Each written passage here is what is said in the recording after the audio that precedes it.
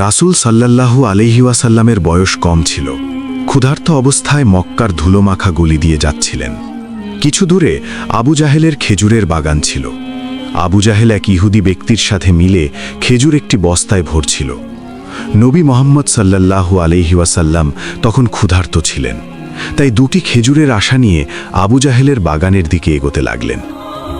নবীজি সাল্লাল্লাহু আলাইহি ওয়াসাল্লাম আস্তে আস্তে সেই বাগানে পৌঁছলেন এবং আবু জাহেলকে সালাম দিয়ে আদবের সাথে আরজ করলেন, চাচা যান, আমার খুব খিদে পেয়েছে, আপনি কি আমাকে দুটি খেজুর দিতে পারেন?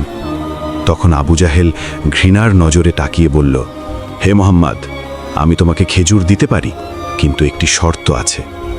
ওই যে লোকটি ওখানে দাঁড়িয়ে আছে, তার কাছে যে বস্তাটি আছে তা তুমি নিজের মাথায় করে আমার ঘর পর্যন্ত পৌঁছে দাও, তবেই তুমি খেজুর পাবে। নবী সাল্লাল্লাহু আলাইহি ওয়াসাল্লাম সাথে সাথে ওই ইহুদি লোকটির কাছে চলে গেলেন। ইহুদি লোকটি অবাক হয়ে দেখে বলল, হে বালক মোহাম্মদ, তুমি এখানে কেন এসেছ? নবীজি সাল্লাল্লাহু আলাইহি ওয়াসাল্লাম বললেন, আমি এই বস্তা নিজের মাথায় করে নিয়ে যেতে চাই। ইহুদি লোকটি বলল, এই ছোট বয়সে তুমি কি এই বস্তা ওঠাতে পারবে? নবী সাল্লাল্লাহু আলাইহি ওয়াসাল্লাম বললেন, নিশ্চয়ই পারব। তারপর মুহাম্মদ সাল্লাল্লাহু আলাইহি ওয়াসাল্লাম ধুলো মাখা শরীরে বস্তাটি নিজের মাথায় রাখলেন এবং চলতে লাগলেন। ছোট ছোট কদম, ক্লান্ত শরীর, কিন্তু চেহারায় এক অপার্থিব প্রশান্তি ছিল। তার পেছনে আবু জাহেল এবং সেই ইহুদি লোকটিও আসছিল। কিছু সময় পর সেই বস্তা আবু জাহেলের ঘরের সামনে রেখে দেওয়া হলো। ইহুদি লোকটি সেই বস্তা ভেতরে এক কোণায় রেখে দিল। তারপর নবী সাল্লাল্লাহু আলাইহি ওয়াসাল্লাম বললেন, চাচা যান, আমাকে খেজুর দিন। আবু জাহেল মাত্র একটি খেজুর দিল। নবী সাল্লাল্লাহু আলাইহি ওয়াসাল্লাম আরজ করলেন, চাচা যান, আপনি কি আরেকটি খেজুর দেবেন না? এই মাসুম অনুরোধ যেন আবু জাহেলের ভেতরের আগুনে ঘি ঢালল।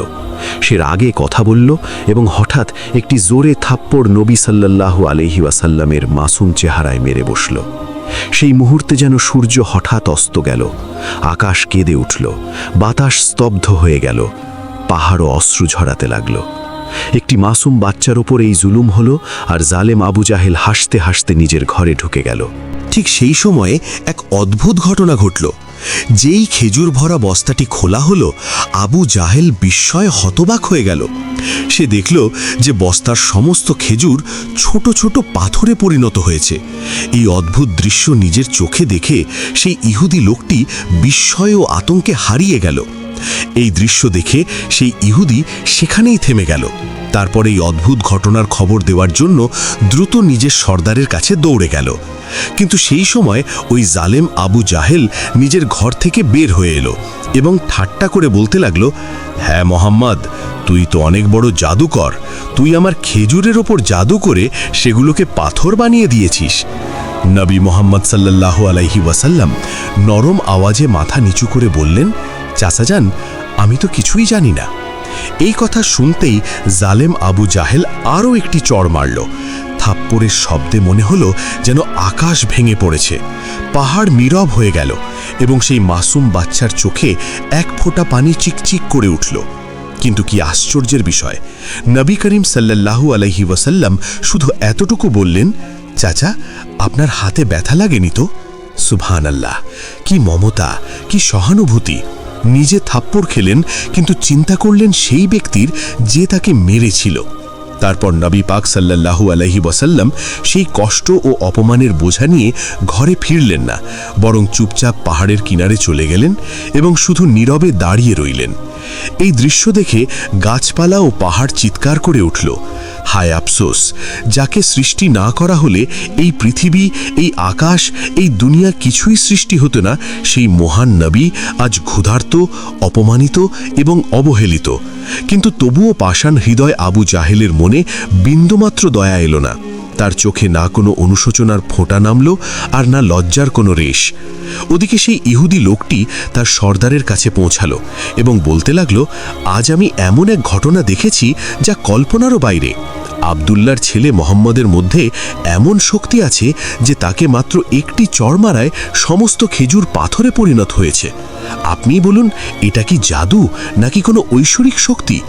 তখন তাদের সর্দার বলতে লাগলো, আমরাও শুনেছি যে আমাদের আসমানি কিতাবে মোহাম্মদ সাল্লাল্লাহু আলাইহি ওয়াসাল্লামের নাম লেখা আছে যে তিনি শেষ এবং সর্বশ্রেষ্ঠ নবী হবেন, কিন্তু সত্যিই কি ইনিই সেই মোহাম্মদ? এটা জানার জন্য আমাদের ধর্মীয় গুরুর কাছে যেতে হবে। যদি এটা সত্যি হয় তবে আমরা তাকে জ্যান্ত ছাড়ব না, বরং এই দুনিয়া থেকে শেষ করে দেব। তোমরা যাও এবং এই কথা আমাদের ধর্মীয় গুরুর কাছে পৌঁছে দাও। তখন সেই ইহুদি লোকটি পুনরায় আবু জাহেলের ঘরের দিকে রওনা হলো। যেতে যেতে যখন খেজুর বাগানের কাছে পৌঁছালো, দেখল যে সমস্ত খেজুর গাছে কোনো খেজুর নেই, সবকটি পাথরে পরিণত হয়েছে। এটি দেখে সেই ইহুদি লোকটি অবাক এবং অত্যন্ত চিন্তিত হয়ে পড়ল। সে এক মুহূর্তও সেখানে না দাঁড়িয়ে দ্রুত আবু জাহেলের ঘরের দিকে রওনা হলো। আবু জাহেলের ঘরে পৌঁছে সে বলতে লাগলো, ভাই, আপনার খেজুর বাগানের সমস্ত খেজুর তো পাথরে পরিণত হয়েছে। যদি আপনি এখন এটি ফিরিয়ে আনতে না পারেন তবে অনেক বড় আর্থিক ক্ষতি হয়ে যাবে। এর একমাত্র সমাধান হলো মুহাম্মাদের কাছে ক্ষমা চাওয়া। কিন্তু আবু জাহেল ক্ষমা চাওয়ার লোক ছিল না, সে ছিল জালেম এবং ধূর্ত লোক। সে চালাকি করে বলল, ঠিক আছে, চলো আমরা মুহাম্মাদের ঘরে গিয়ে দেখি। এ কথা বলে সে নবী মুহাম্মদ সাল্লাল্লাহু আলাইহি ওয়াসাল্লামের ঘরের দিকে রওনা হলো। সেই সময় নবী মুহাম্মদ সাল্লাল্লাহু আলাইহি ওয়াসাল্লাম তার চাচা আবু তালিবের সাথে থাকতেন। চাচা আবু তালিব সেই সময় ঘরে একা ছিলেন। কিছুক্ষণ পরেই আবু জাহেল সেখানে পৌঁছল এবং বলতে লাগল, হে আবু তালিব, মুহাম্মদ এই জাদু কোথা থেকে শিখেছে? সে তো অনেক বড় জাদুকর বেরুলো। সে আমার সমস্ত খেজুর পাথর বানিয়ে দিয়েছে। সে কোথায় গেছে তুমি কি কিছু জানো? কোথাও কোনো পাহাড়ের কিনারে জঙ্গলের বাঘ বা ভালুক তো তাকে খেয়ে ফেলেনি? এ কথা শুনতেই চাচা আবু তালিব আর দেরি করলেন না এবং নবী সাল্লাল্লাহু আলাইহি ওয়াসাল্লামকে খুঁজতে বেরিয়ে পড়লেন। ওদিকে নবী মুহাম্মদ সাল্লাল্লাহু আলাইহি ওয়াসাল্লাম পাহাড়ের কিনারে বসে কাঁদছিলেন এবং বলছিলেন, যদি আজ আমার বাবা মা বেঁচে থাকতেন তবে কেউ আমার সাথে এমন আচরণ করত না। আমি আজ বড় একা। নবীজি সাল্লাল্লাহু আলাইহি ওয়াসাল্লামের কান্না দেখে জঙ্গলের বাঘ, ভালুক এবং হরিণ সেখানে চলে এলো। তারাও এই ব্যথা অনুভব করে কেঁদে ফেলল এবং বলতে লাগলো, ইয়া রাসূলুল্লাহ রাহমাতুল্লিল আলামিন, এই থাপ্পড় যেন আমাদের লেগেছে। ইয়া রাসূলুল্লাহ, আপনি আর কাঁদবেন না, এই চোখের পানি আমরা সহ্য করতে পারছি না। কিছুক্ষণের মধ্যেই চাচা আবু তালিব সেখানে পৌঁছে গেলেন। এই দৃশ্য দেখে তিনি কিছু বলতে পারলেন না, শুধু অবাক হয়ে রইলেন। তারপর চাচা আবু তালিব সান্ত্বনা দিয়ে বললেন, কে তোমাকে এত কষ্ট দিয়েছে? যতদিন আমি বেঁচে আছি কেউ তোমাকে কষ্ট দিতে পারবে না। এরপর চাচা আবু তালিব নবী মুহাম্মদ সাল্লাল্লাহু আলাইহি ওয়াসাল্লামকে নিয়ে ঘরে ফিরে গেলেন। সেই রাতেই চাচা আবু তালিব আবু জাহেলের ঘরে গিয়ে পৌঁছলেন এবং বলতে লাগলেন, তুমি একে জাদুকর বলছো, অথচ সে তো কিছুই চায়নি। সে তোমার খেজুরও নেয়নি, সে তোমার বিরুদ্ধে কিছুই বলেনি। তার চোখ থেকে যে পানি পড়েছে তা একদিন পাহাড়কেও গলিয়ে দেবে। এ কথা বলে তিনি সেখান থেকে চলে গেলেন। এ কথা শুনে আবু জাহেল কোনো উত্তর দিতে পারল না, কারণ এতে এমন কিছু সত্য ছিল যা আবু জাহেল অনুভব করছিল, কিন্তু সে তা স্বীকার করতে চাইছিল না। আসলে আবু জাহেল ছিল এক মিথ্যাবাদী ও জালেম মানুষ। সেই রাতে মক্কার আকাশে এক উজ্জ্বল নূর দেখা গেল। সবাই ভাবল হয়তো কোনো তারা খসেছে, কিন্তু প্রকৃতপক্ষে ফেরেশতারা এক একে নাজিল হচ্ছিলেন। এক ফেরেশতা অন্যজনকে বলতে লাগলো, এই চোখের পানি থেকে একদিন এক মহান কিতাব নাজিল হবে। ইনিই সর্বশ্রেষ্ঠ মানুষ এবং শেষ নবী হবেন, যিনি পুরো দুনিয়ার জন্য রহমত হয়ে আসবেন। ওদিকে ইহুদিরা যখন এই অলৌকিক ঘটনার খবর পেল, তখন তারা নবী সাল্লাল্লাহু আলাইহি ওয়াসাল্লামকে হত্যা করার ষড়যন্ত্র শুরু করে দিল, কারণ তারা চাইছিল যে শেষ নবী তাদের গোত্রে জন্মাক। কিন্তু তা হয়নি। তাদের মধ্য থেকে এক ইহুদি ব্যক্তি তার ধর্মীয় গুরুর কাছে গেল এবং তাকে পুরো ঘটনা বিস্তারিত জানালো। তখন তাদের গুরু বলতে লাগলো, আমি তাকে চিনে ফেলেছি। ইনিই সেই নবী যার উল্লেখ আমাদের কিতাবে আছে। তার দুটি নিদর্শন আছে, এক তার কাঁধে মোহরে নবুয়ত এবং দ্বিতীয়ত তার দৃষ্টিতে রহমত। কেউ জিজ্ঞাসা করল, তাহলে আপনি কি ঈমান আনবেন? সে চুপ হয়ে গেল, মাথা নিচু করে নিল। তারপর শুধু এতটুকু বলল, আমরা চাইনি যে সে আমাদের গোত্রের বাইরে আসুক, তাই আমরা সত্যকে অস্বীকার করব। অন্যদিকে প্রতি বছর চাচা আবু তালিব ব্যবসার উদ্দেশ্যে শাম, সিরিয়া দেশে সফর করতেন। সেই দিনও আবু তালিব ব্যবসায়িক সফরের প্রস্তুতি নিচ্ছিলেন। ঠিক সেই সময় মোহাম্মদ এসে বলতে লাগলেন, চাচা যান, আমিও আপনার সাথে শামের সফরে যেতে চাই। আবু তালিব তার কথা ফেলতে পারলেন না, তাই পরের দিন তিনি ব্যবসায়িক সফরে রওনা হলেন। কিছু পথ অতিক্রম করার পর ব্যবসায়িক কাফেলা বুসরা নামক এক স্থানে পৌঁছালো এবং সেখানে বিশ্রাম নিতে লাগল। সেই স্থান থেকে কিছু দূরে খ্রিস্টানদের একটি গির্জা ছিল। সেখানে একজন অনেক বড় আলেম বাস করতেন, যাকে সেই সময়ের শ্রেষ্ঠ পাদ্রী মানা হতো। তার নাম ছিল বাহিরা। যখন কাফেলা সেখান দিয়ে যাচ্ছিল, তখন সেই খ্রিস্টান পাদ্রী ভালো করে লক্ষ্য করলেন যে কাফেলার সাথে এমন এক নওজোয়ান আছে যাকে একদম আলাদা দেখাচ্ছে। তার ঠিক ওপরে একখণ্ড মেঘ রয়েছে, যা তার মাথায় ছায়া দিয়ে সাথে সাথে চলছে। এটি দেখে সেই খ্রিস্টান পাদ্রী অবাক হয়ে গেলেন। তিনি সাথে সাথে নিজের ধর্মীয় কিতাব খুলে দেখলেন এবং বুঝে গেলেন যে নিশ্চিতভাবেই এই কাফেলায় শেষ জামানার নবী উপস্থিত আছেন। তখন তিনি দ্রুত নিজের কোনো লোককে ডাকলেন এবং বললেন, যাও, ওই কাফেলার সমস্ত লোককে ডেকে আনো, আমরা তাদের দাওয়াত দেব। এই কথা শুনে ওই লোকটি গেল এবং কাফেলার লোকদের বলতে লাগলো, প্রিয় ভাইয়েরা, আমাদের ধর্মীয় গুরু আপনাদের সবাইকে দাওয়াতে ডেকেছেন, দয়া করে এই দাওয়াত কবুল করুন। তারপর কাফেলার সমস্ত লোক সেখানে গির্জায় চলে এলো। খ্রিস্টান পাদ্রী সবাইকে পেট ভরে খাওয়ালেন। কিছুক্ষণ পর তিনি আবু তালিবকে বললেন, হে কাফেলার সর্দার, নিশ্চিতভাবে এর বাবা মা ইন্তেকাল করেছেন। আবু তালিব বললেন, জি হ্যাঁ, আপনার ধারণা সঠিক, তারা ইন্তেকাল করেছেন। এখন আমি এর লালন পালন করছি। তখন খ্রিস্টান পাদ্রী বললেন, হে কাফেলার সর্দার, মনে রেখো, তোমার ভাতিজা নিশ্চিতভাবে আল্লাহর শেষ নবী হবেন। এর পিঠে মোহরে নবুয়াত প্রমাণিত আছে। তোমার উচিত এর ওপর খুব নজর রাখা এবং একে কখনো একা না ছাড়া। কারণ যদি ইহুদি ও নাসারারা বা খ্রিস্টানরা এর খবর পেয়ে যায়, তবে তারা এর জান নেওয়ার চেষ্টা করবে, এতে কোনো সন্দেহ নেই। এতে আবু তালিব বললেন, আপনি এই খবর কিভাবে জানলেন? খ্রিস্টান পাদ্রী উত্তর দিলেন, আমি তাওরাত কিতাবে এই ঘটনার বিস্তারিত পড়েছি। এখন তুমি যাও এবং তোমার ভাতিজাকে এখানে নিয়ে এসো। আবু তালিব তাকে আনার জন্য রওনা হলেন। কিছুক্ষণ পর খ্রিস্টান পাদ্রী দেখলেন যে আরও একটি কাফেলা রওনা হচ্ছে। তিনি দ্রুত সেখানে গেলেন এবং তাদের জিজ্ঞাসা করলেন, তোমরা কারা, কোথায় যাচ্ছ এবং কেন যাচ্ছ? তারা উত্তর দিল, আমরা রোমের সিপাহী, আমাদের বাদশাহ আমাদের পাঠিয়েছেন। বলা হচ্ছে যে দুনিয়ায় শেষ নবীর আবির্ভাব হয়েছে। কয়েকদিন ধরে আমরা তারই সন্ধানে আছি। যদি আমরা তাকে পেয়ে যাই, তবে আমরা তাকে হত্যা করে ফেলব। তুমি কি তার ব্যাপারে কিছু জানো? তখন খ্রিস্টান পাদ্রী উত্তর দিলেন, তোমরা তাকে বেকারই খুঁজছ। যদি সত্যিই আল্লাহ তাআলা নিজের শেষ নবীকে দুনিয়ায় পাঠিয়ে থাকেন, তবে তিনিই তার হেফাজত করবেন। কারও এত শক্তি নেই যে সে তাকে হত্যা করতে পারে। তাই তোমরা রোমে ফিরে যাও। এ কথা শুনে ওই সিপাহীরা ফিরে গেল। এভাবেই দিনটি কেটে গেল। রাতে খ্রিস্টান পাদ্রী আবু তালিবকে গির্জায় ডাকলেন এবং বললেন, হে কাফেলার সর্দার, দেখলে তো, আমার কথা সত্য প্রমাণিত হলো। ইহুদি ও নাসারারা শেষ নবীর ঘোর শত্রু।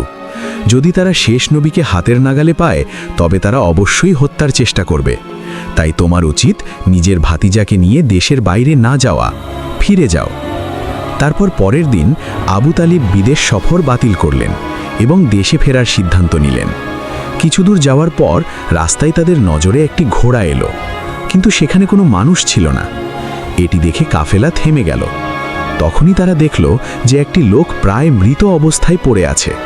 আসলে সে ছিল এক ইহুদি, যে এক সময় শেষ নবী সাল্লাল্লাহু আলাইহি ওয়াসাল্লামকে হত্যা করতে এসেছিল। কিন্তু আজ সেই নবী সাল্লাল্লাহু আলাইহি ওয়াসাল্লাম নিজের মোবারক হাতে তাকে পানি পান করিয়ে তার প্রাণ বাঁচাচ্ছিলেন। এরপর কাফেলা পুনরায় সফরে রওনা হলো।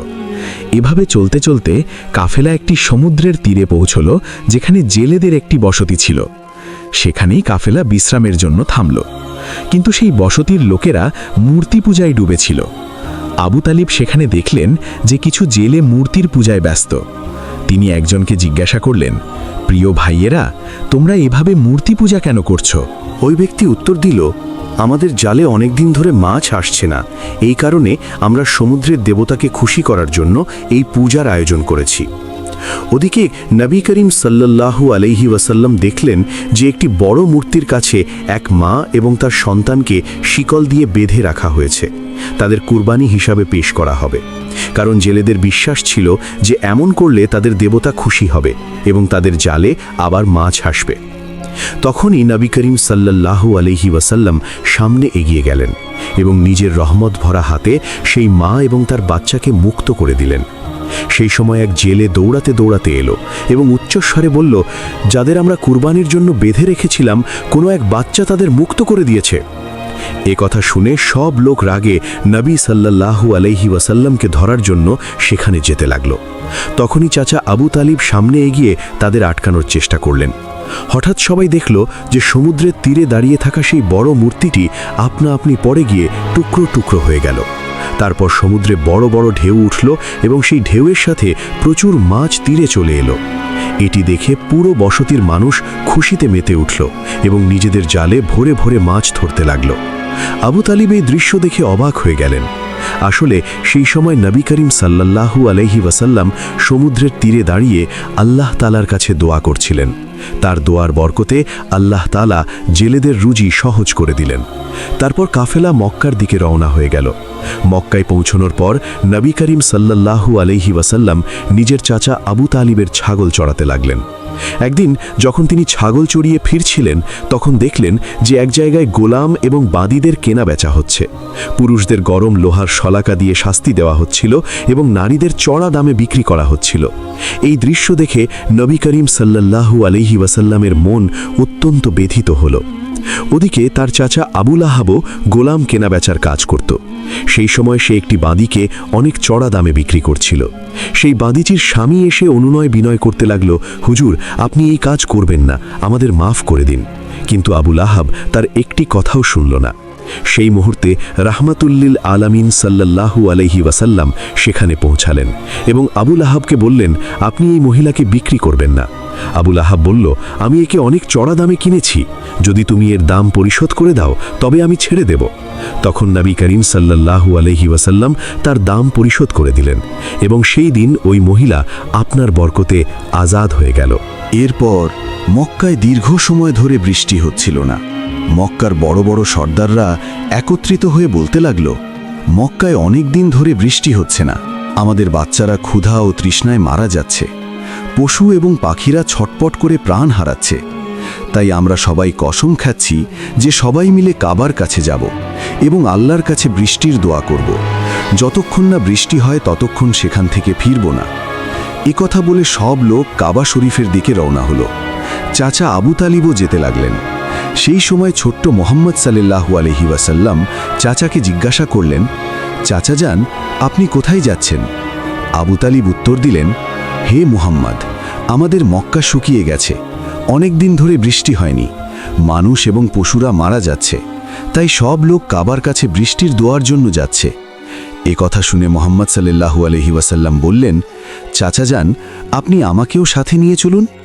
আবু তালিব বললেন, হে মুহাম্মদ, তুমি এখনো ছোট, সেখানে মক্কার বড় বড় সর্দাররা থাকবে। যদি আমি তোমাকে সাথে নিয়ে যাই তবে লোকেরা আমাকে মন্দ বলবে এবং ঠাট্টা করবে। কিন্তু মুহাম্মদ সাল্লাল্লাহু আলাইহি ওয়াসাল্লাম অত্যন্ত ভালোবাসার সাথে বললেন, চাচা যান, আমাকে সাথে নিয়ে চলুন। যদি সেখানে আমাকে পছন্দ না করা হয় তবে আমি নিজেই ফিরে আসব। তার এই সরলতা এবং মিষ্টি কথা চাচা আবু তালিবকে চুপ করিয়ে দিল। তিনি নিজের প্রিয় ভাতিজাকে খুব ভালোবাসতেন। তাই তিনি মুহাম্মদ সাল্লাল্লাহু আলাইহি ওয়াসাল্লামকে সাথে নিলেন এবং কাবার দিকে চলতে লাগলেন।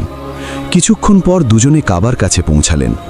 সেখানে মক্কার সর্দার, পুরুষ এবং মহিলারা সবাই উপস্থিত ছিল। তারা কসম খেয়েছিল যে বৃষ্টি না হওয়া পর্যন্ত সেখান থেকে সরবে না। সর্দাররা আবু তালিবকে দেখে বলল, হে আবু তালিব, তুমি কি জানো না যে আমরা এখানে শুধু দোয়ার জন্য একত্রিত হয়েছি? তুমি এই ছোট বাচ্চাকে কেন নিয়ে এসেছো? এর এখানে কোনো প্রয়োজন নেই। এ কথা শুনে আবু তালিব বললেন, হে মুহাম্মদ, তুমি পেছনে সরে যাও। মুহাম্মদ সাল্লাল্লাহু আলাইহি ওয়াসাল্লাম চুপচাপ পেছনে সরে গেলেন। তারপর মক্কার লোকেরা মিলে কেঁদে কেঁদে দোয়া করতে লাগলো, হে কাবার মালিক, আমাদের পানি দাও, আমরা আর সহ্য করতে পারছি না। কিন্তু পুরো রাত পার হয়ে গেল, বৃষ্টি হলো না। পরের দিন সকাল থেকে দুপুর হয়ে গেল, সূর্যের তাপ এবং কাবার মার্বেল পাথর এত গরম হয়ে গেল যে মানুষ অজ্ঞান হয়ে পড়তে লাগল। কিছু লোককে তুলে চিকিৎসার জন্য নিয়ে যাওয়া হলো। এই সময়ে মোহাম্মদ সাল্লাল্লাহু আলাইহি ওয়াসাল্লাম আবারও চাচার পেছনে গিয়ে দাঁড়িয়ে গেলেন। আবু তালিব ঘুরলেন এবং তাকে দেখে রাগের সাথে বললেন, হে মোহাম্মদ, তুমি এখানে কেন এসেছো? আমি তোমাকে পেছনে যেতে বলেছিলাম। মোহাম্মদ সাল্লাল্লাহু আলাইহি ওয়াসাল্লাম নম্রভাবে উত্তর দিলেন, চাচা যান, আমাকে আসতে দিন। আমার বিশ্বাস আল্লাহ তাআলা পানি বর্ষণ করবেন। আবু তালিব বললেন, মোহাম্মদ, এখানে মক্কার বড় সর্দাররা উপস্থিত আছে, সব লোক দোয়া করছে, কিন্তু বৃষ্টি হচ্ছে না। তুমি এখন এই ছোট বয়সে কি করবে? যদি তুমি চাও আর পানি হয়ে যাবে, এটা সম্ভব নয়। এই কথা শুনে মোহাম্মদ সাল্লাল্লাহু আলাইহি ওয়াসাল্লাম আবার পেছনে সরে গেলেন। লোকেরা আবারও দোয়া করল, হে কাবার মালিক, আমাদের পানি দাও। কিন্তু বৃষ্টি তবুও হলো না। মানুষ ক্লান্ত হয়ে বসে পড়ল। আবু তালিব পেছনে ঘুরলেন তো দেখলেন যে মোহাম্মদ সাল্লাল্লাহু আলাইহি ওয়াসাল্লাম আবারও সেখানেই উপস্থিত। এবার তিনি আরও রেগে গেলেন এবং বললেন, হে মোহাম্মদ, তুমি আবার এখানে কেন এসেছো? মোহাম্মদ সাল্লাল্লাহু আলাইহি ওয়াসাল্লাম মাসুম ভঙ্গিতে বললেন, চাচা যান, আমি আপনার ঘাম মুছতে এসেছি। এ কথা শুনে আবু তালিবের মন গলে গেল। তিনি নিজের প্রিয় ভাতিজাকে বুকে জড়িয়ে ধরলেন। তারপর মোহাম্মদ সাল্লাল্লাহু আলাইহি ওয়াসাল্লাম বললেন, চাচা যান, আমাকে শুধু একবার কাবার কাছে যেতে দিন। যদি আমি সেখানে যাই তবে নিশ্চিতভাবে আল্লাহ তাআলা পানি বর্ষণ করবেন। সেখানে উপস্থিত মক্কার সর্দারদের মধ্যে একজন একথা শুনে ফেলল। মোহাম্মদ সাল্লাল্লাহু আলাইহি ওয়াসাল্লাম জোরে বললেন, হে মক্কাবাসী, দেখো পানি আসছে। সব লোক অবাক হয়ে গেল এবং বলল, কোথায় পানি এলো? আমরা তো গরমে মারা যাচ্ছি, আর তুমি বলছো পানি এসে গেছে। তাদের মধ্য থেকে এক সর্দার বলল, হে মোহাম্মদ, তুমি সামনে এসো। কিন্তু অন্য সর্দাররা নিজেদের মধ্যে বলাবলি করল, যদি এই ছোট বাচ্চা সামনে চলে যায় এবং আমাদের দোয়া কবুল না হয় তবে আমাদের সম্মান শেষ হয়ে যাবে। অনেক তর্কের পর সর্দাররা অনুমতি দিল যে মুহাম্মদ সাল্লাল্লাহু আলাইহি ওয়াসাল্লাম কাবার কাছে যেতে পারেন। রাসূলুল্লাহ সাল্লাল্লাহু আলাইহি ওয়াসাল্লাম যখন কাবার সামনে পৌঁছলেন তখন তিনি আকাশের দিকে নজর উঠালেন, হাত তুলে আল্লাহর কাছে দোয়া করলেন। ইতিমধ্যে হঠাৎ মক্কার আবহাওয়া বদলে গেল। কালো মেঘ ছেয়ে গেল এবং তারপর এত জোরে বৃষ্টি হলো যে পুরো মক্কা এবং আশেপাশের এলাকা পানিতে ভরে গেল। মানুষ খুশিতে মেতে উঠল, বৃষ্টিতে ভিজতে ভিজতে নিজ নিজ ঘরের দিকে ফিরল। সম্মানিত দর্শকবৃন্দ, একটু ভাবুন, এই ঘটনা শুধু ইতিহাস নয়, এটি ভালোবাসা, রহমত এবং তাকওয়ার জীবন্ত উদাহরণ। আমাদের পেয়ারে নবী সাল্লাল্লাহু আলাইহি ওয়াসাল্লাম কষ্ট সহ্য করেছেন, কটু কথা শুনেছেন, কিন্তু কাউকে বদদোয়া দেননি, বরং হাত তুলে শুধু এটাই বলেছেন, হে আমার রব, আমার উম্মতকে মাফ করে দাও, কারণ তারা জানে না যে আমি কে। ইনিই সেই নবী সাল্লাল্লাহু আলাইহি ওয়াসাল্লাম, যার ভালোবাসা ছাড়া জান্নাতের দরজা কারো জন্য খুলবে না। কিন্তু ভাবুন, আজ আমরা মুসলমানরা কতবার তার স্মরণে কাঁদি, কতটা ভালোবাসি তাকে, কতটা তার সুন্নাতের উপর আমল করি। যে নবীর দুঃখে পাহাড় কেঁদেছে, গাছ কেঁদেছে, পশু কেঁদেছে, আমাদের চোখ দিয়ে কি অশ্রুও ঝরা উচিত নয়? আলহামদুলিল্লাহ, এই ছিল আজকের গল্প। আশা করি এই গল্প থেকে আমরা সবাই শিক্ষা নেব আর আমাদের ঈমান আরও দৃঢ় হবে ইনশাআল্লাহ। যদি গল্পটি ভালো লেগে থাকে তাহলে ভিডিওটিতে একটি লাইক দিন আর এমন অনুপ্রেরণাদায়ক ইসলামিক গল্প শুনতে আমাদের চ্যানেলটি সাবস্ক্রাইব করুন। মন্তব্যে লিখে জানান পরের গল্পে আপনি কি শুনতে চান। পরবর্তী ভিডিওতে আবার দেখা হবে। ততদিন পর্যন্ত আল্লাহ হাফেজ।